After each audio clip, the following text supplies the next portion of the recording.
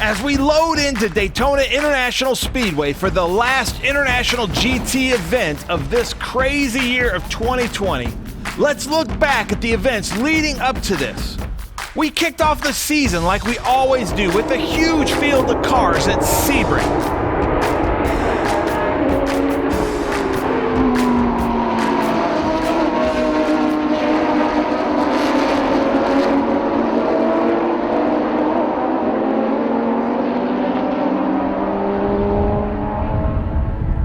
Great battles up front with Juan Lopez Santini and Max Root and Fred Portad in the GT3 4R category.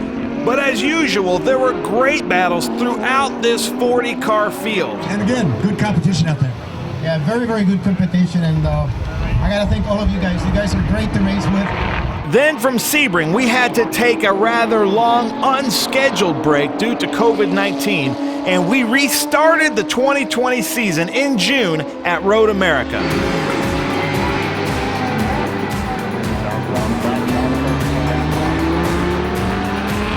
Good afternoon, I'm Ben Bergeron. We are back racing at the Road America with International GT. Very excited. Weather is great so far, and it's back to be on the track, and after a big break. Actually, it's great. We've been practicing 2 sessions so far, and I don't know if it's the color, but the car is great. Hey, hello everybody, my name is Juan Gonzalez. I'm here competing in IGT in 2020 in the middle of COVID-19. I'm driving a GT2R, the 2019. Awesome car, and I'm very glad to be here, you know, after the long period of quarantine.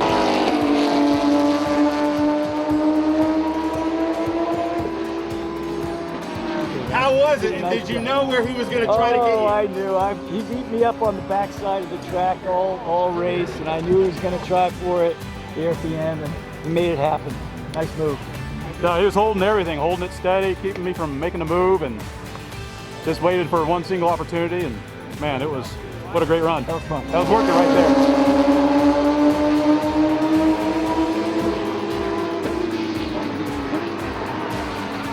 So from Road America and close racing mid-pack, we go to Mid-Ohio. Well, there's a core contingent, I like to call them the Ohio players, and they've been coming here for years, and I think they keep telling their friends because there's more of them that come every single year. So we're excited to be here at Mid-Ohio. Great way to kick racing off again.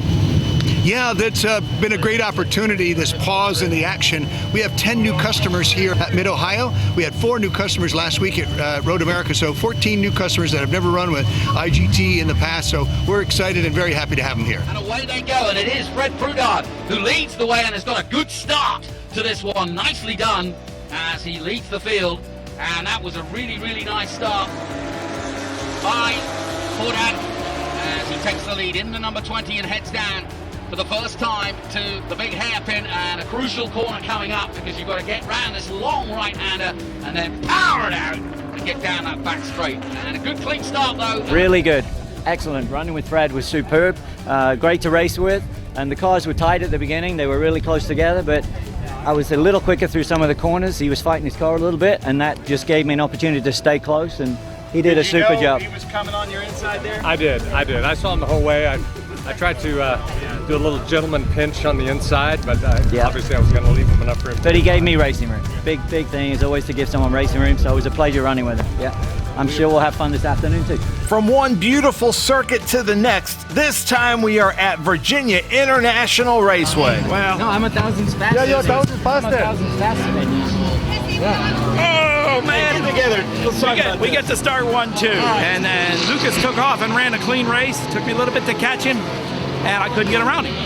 I was even close, and he kept punching the laps about what I was punching, and traffic changed things a few times, but in the end we were running 3 and 4. It feels pretty good, honestly. You know, I do have a little bit of experience in the 3.8. I ran in here last year, so I'm used to the setup, but you know, we still had to make sure to work into it, ease into it, make sure everything's nice and smooth, and the car was great. You know, I had stickers on it, and it ran well, it stuck, you know, it was great. Had a lot of fun. Tell me about this race between the 3 of you. Well, I hate to tell you, I hate looking at the ass end of a red Ferrari for like 9 laps or whatever it was. With a donkey on the back. With a donkey on the back, that's right. But it was fun, great racing. He gave me plenty of room. I finally got him. He screwed up going into 17. Yeah. Yep. And I was watching you at turn 10, and it seemed like you really wanted him at 11, and he just wasn't giving. Oh, no, he wasn't about to give me anything. That car got really wide. Really wide. So, Bob, you had to be watching just thinking, oh, I'm in the best seat in the house right now. Yeah, I was in a good seat, but I seen Bill couldn't get past him, and I couldn't, so we were kind of needed to pick it up a little bit there, but, he's fast and a good driver, and not much we could do. So give me a percentage, Colin. I know you're a math man. What percentage were you looking in your mirrors on that drive? 75, 80%. Every corner. How close is he now? We've been doing this for 9-10 years, in different cars, so we've got into the habit of knowing that if there's a hole, it's going to get filled. Right. We had a record entry of over 30 cars at Michelin Raceway Road, Atlanta. This was a double points race in tightly contested championships, all leading up to our season finale at Daytona. Oh, this car, this very special Porsche Cayman is the 2013 Daytona 24-hour winner, which I was so thankful to be a part of, and that Rolex right there, baby, is what it's all about. And there's your winner in GX.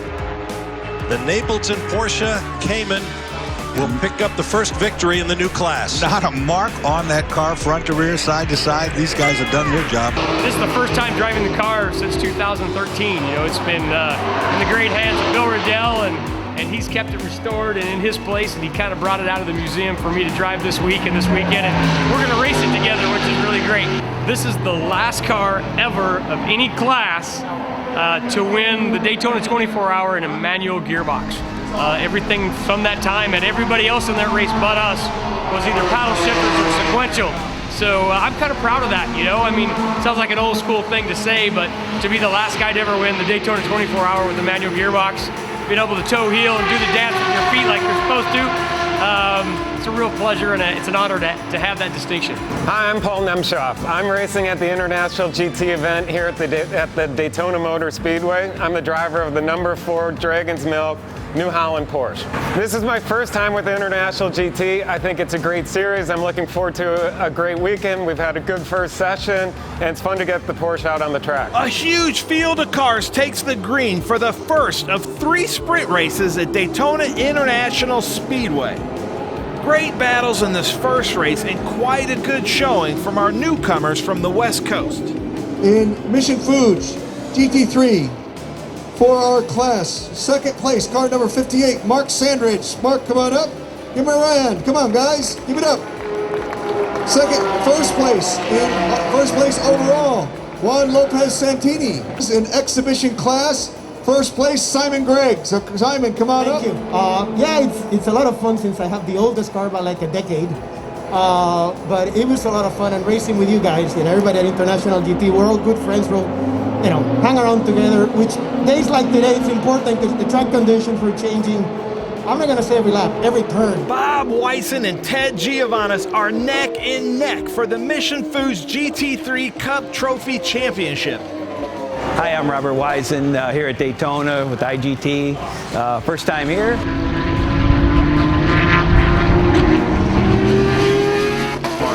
It feels a little scary, to be honest with you. That banking is, it looks treacherous. Feels treacherous. As the cars roll out for the Sunday Enduro and the last race of 2020, there are still some championships that will be decided in this race.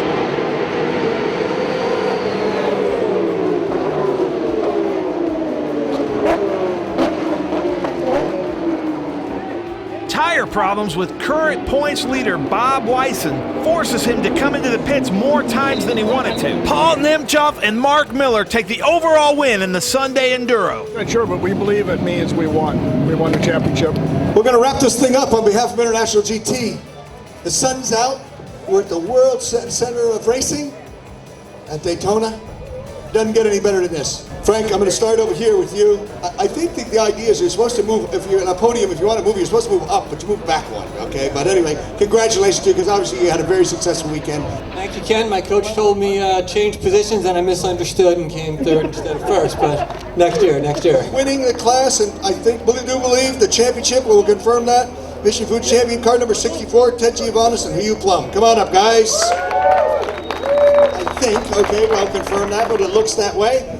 Ted Giovannis and Hugh Plum, you know, and goodness gracious, all that drama before, who's in it, but it came down to this race really to determine, which was a wonderful thing for International GT. Ted, congratulations to you on this win.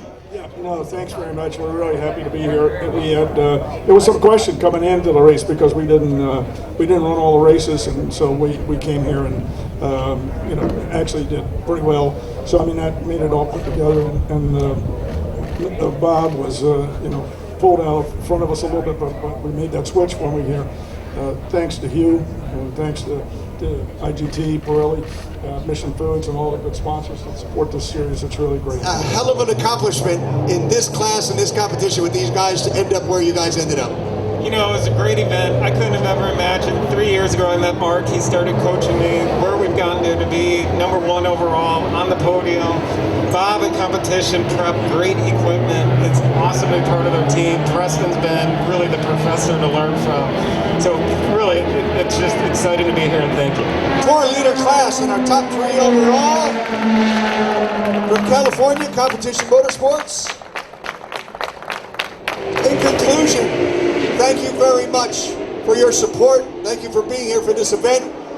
We have a fantastic schedule for 2021. We'll hope to build on it to make it bigger and better. But thank you again. We wish you the best for the holidays. Godspeed, and stay safe out there. And we'll see you in 2021. Thank you very much.